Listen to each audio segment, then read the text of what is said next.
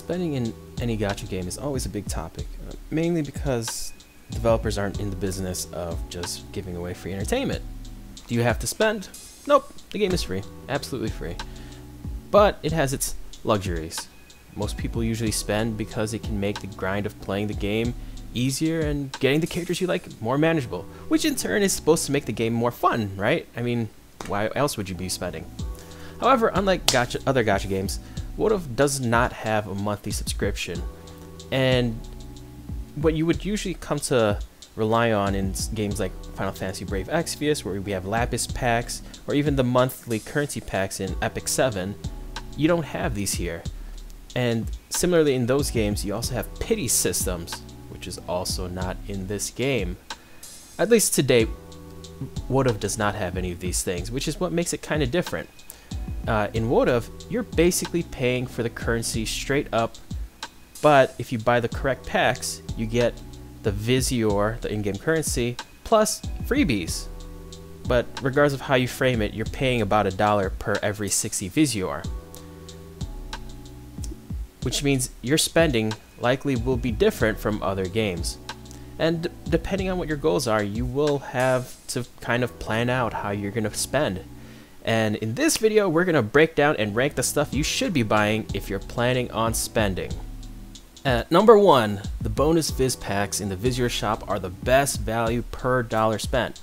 Normally you're supposed to only get the 60 Visiore for every dollar spent, but in this special orange bordered packs in the Visiore shop, you get the equal amount in free Visiore, which means you're getting 120 Visiore per dollar. Now, 60 of that is paid, 60 of that is free.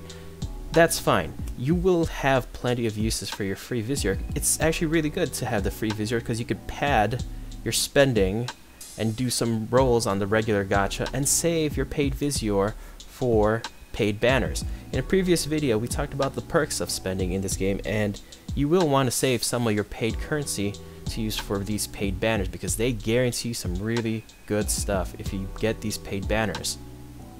Unfortunately, these packs are limited, and once you've run out of them, you're basically going to have to rely on other packs to get more in-game currency. And the other packs don't give the free bonus like this one does. The other packs just give you some freebies of in-game materials but not quite as good as free bonus Visiore. In the number 2 spot, the $8 energy pack is arguably the best purchase amongst all the packs in the special shop because you need energy to play the game.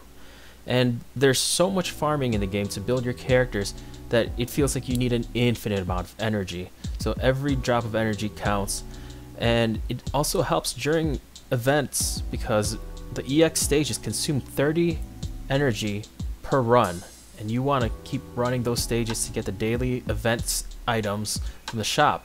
There are 2 other energy packs in the special shop, but comparing the $8 pack to the $1 pack, you get a little bit more energy and lapis for the $8 pack compared to the $1. It's not by much, but it's enough to where the $8 pack does definitely triumph over the $1 pack.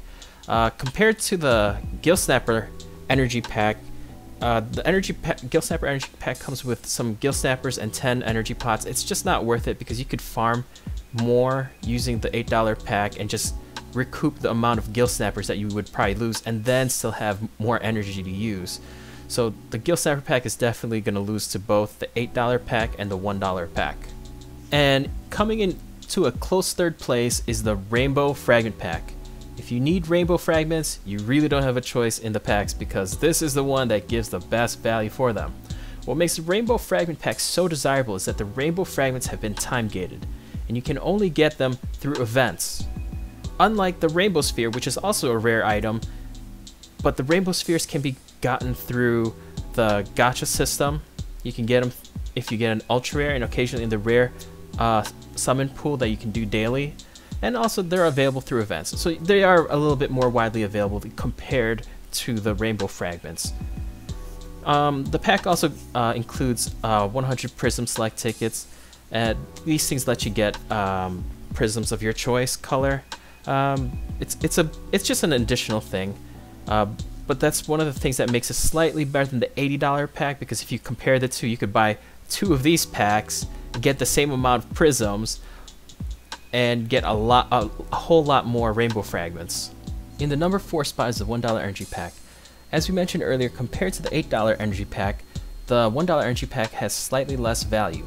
However, we also mentioned earlier that this game requires an infinite amount of energy to grind out characters and build stuff, that any extra energy is always a welcome thing. Also, this $1 pack could be very useful if we get one of those bonus purchase banners like we did on initial release, where you only needed to purchase 99 cents worth of Visiore to get the daily bonus purchase. Very convenient. We haven't seen it since launch, but you know, the game is still young, so who knows, maybe we'll get more of those kind of banners in the future. At the number 5 spot is the Chocobo pack. This pack is surprisingly not as bad as it looks. You can use the tickets in these packs to speed up your Chocobo expeditions, which basically gives you a wild bundle of mystery goodies. You get everything from XP, gold, and a bunch of mats, which also includes unit shards.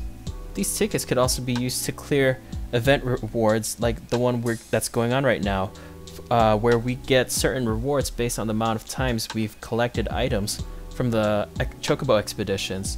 At number 6 is the Esper Enhanced pack that gives the Mega Sites. It's an okay pack, but not one I'd recommend, mainly because there are other priorities to building your roster that all the other packs before this kind of help somehow, even if it's just a little bit indirect.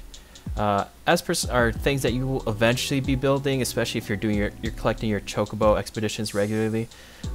This just kind of expedites that whole process, but it's a little bit minimal compared to all the other packs. If you have nothing else better to work on, yeah, I guess it's worth it. It's, you know, again, something better than nothing. In the number 7 spot is the monthly elemental packs. They are surprisingly not as impressive, mainly for the reasons that we mentioned, that the $40 Rainbow Fragment pack was so good. Comparing both packs, you get the same amount of Prism tickets, but the $40 Rainbow Fragment pack gives you a lot more Rainbow Fragments. If you were to buy 2 Rainbow Fragment packs, you would get 6 Rainbow Shards versus the 2 Rainbow Shards and 6 Rainbow Spheres from the monthly Elemental pack.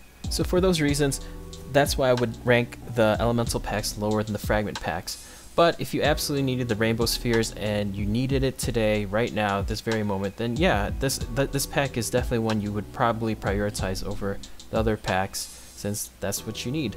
But just remember that the Rainbow Fragment packs, the Rainbow Fragments I should say, are more scarce than the Rainbow Spheres themselves, because you could always get Rainbow Spheres in other ways, whereas the Rainbow Fragments are time gated. In the number 8 spot, we got the Metal Slayer pack, which gives you the Metal Slayer sword.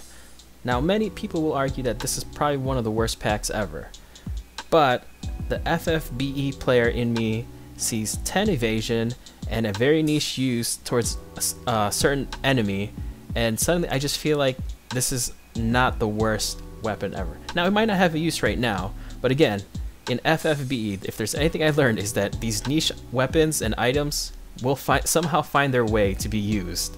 So that's one of the reasons why I didn't rate this any lower than some of the other packs. The number 9 spot is pretty much the lightning round of lower valued packs and stuff that you probably wouldn't want to buy.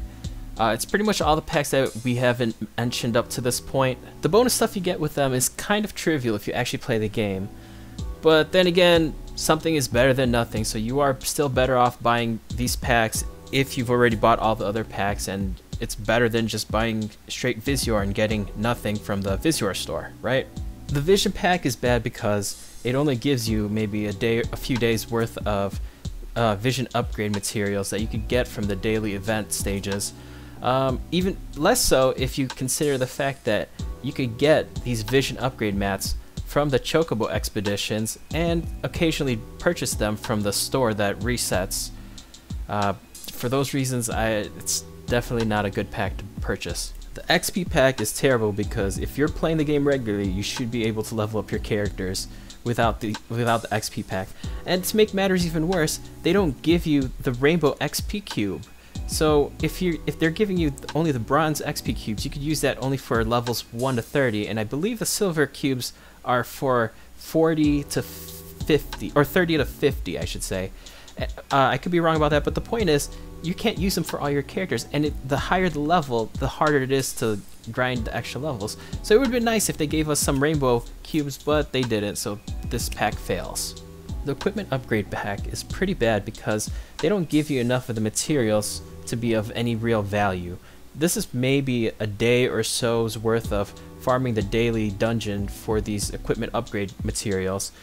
Also, if there's an event like the one that's going on right now, you could pretty much just farm these materials in multiplayer for free. So it's definitely not a high value pack. The Visiore Gill Snapper pack is a bad pack mainly because it doesn't give enough energy, and the amount of Gill Snappers that you get is pretty trivial, to the point where it doesn't even come close to the other energy packs. Unless you absolutely love Mashiri or her character and are actually working towards maxing her out, this pack is worse than the monthly pack.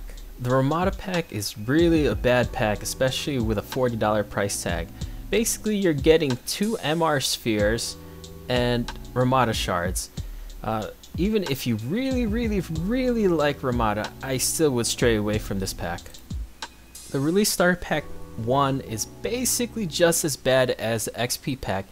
You're basically getting the bonus of stuff that you're gonna get anyways just from playing the game. So it's pretty bad. So there you have it. That's how I rank the Visiore packs from best to worst. Just remember that if you are spending, take advantage of the daily bonus purchase. I like to at least aim for the Rainbow Sphere if I'm not interested in the featured character. I've linked the video about the bonus perks for spending in this game in the description below. With that said, let me know what you guys think. Did I rank these packs correctly? Do you agree or disagree? Let me know in the comments down below. This is Pizza Novice doing Pizza Novice things. Thank you guys for watching, and I'll see you guys in the next video.